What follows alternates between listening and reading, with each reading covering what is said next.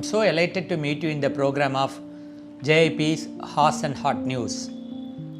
2 days before, 51 years old male patient admitted with the complaints of extreme fatigability, breathing difficulty on exertion, was found to have severe pallor on examination.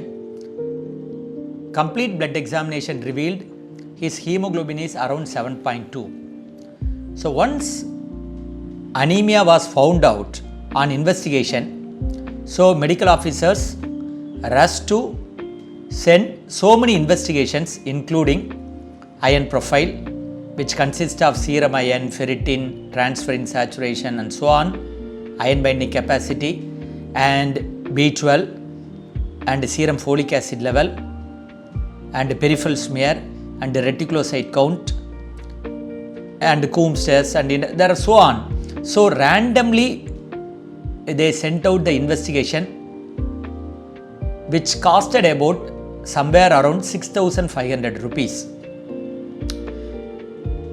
Once the investigations were ordered, then immediately the attenders turned down the request considering the cost of the investigation. So medical officers were instructed in such a way that when you find anemia, don't be very hasty in ordering elaborate investigation. The simple and very precious parameter in complete blood examination would be mean corpuscular volume, MCV. So that has been stressed out on many occasions. So in this patient, instead of ordering all kind of investigation, then we immediately looked at MCV. MCV was only 52. When mean corpuscular volume is less than 80 femtoliter, okay, this patient has only 51 femtoliter. That means it indicates microcytes.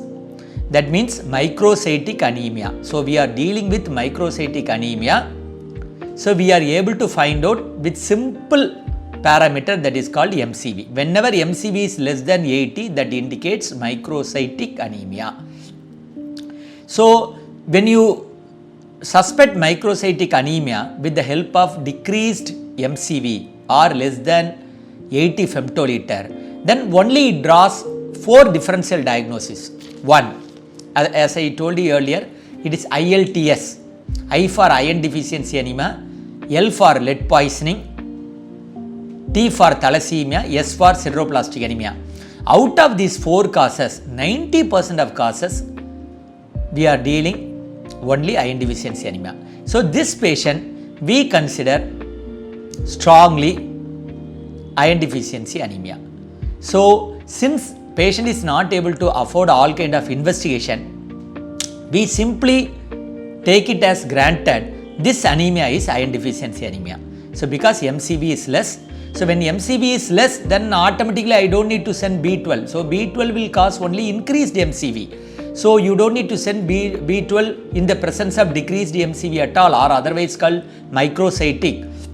I don't need to send folic acid at all. I don't need to send simply reticulocyte count, which always indicates hemolysis, where you will have normal MCV or increased MCV. So by looking at MCV, you can avoid many kind of elaborate investigations for anemia. So this patient has shown decreased MCV, mostly suggestive of iron deficiency anemia.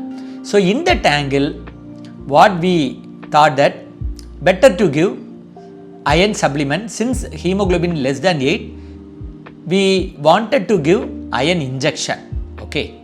So this patient received iron injection in view of microcytic anemia as evidenced by decreased 80 femtoliter. I mean less than 80 femtoliter, because he has shown only 51 femtoliter. So we gave iron injection. But please remember that when you suspect iron deficiency anemia, when age group exceeds 40, especially in a male, okay, always think of blood loss, especially from GI tract. So it is not only the nutritional cause, iron deficiency anemia always it should draw your attention for blood loss from the GI tract. So you have to suspect bowel malignancy as well. So we asked the history of weight loss, alternative diarrhea or constipation, any history of melena, but completely patient denied it.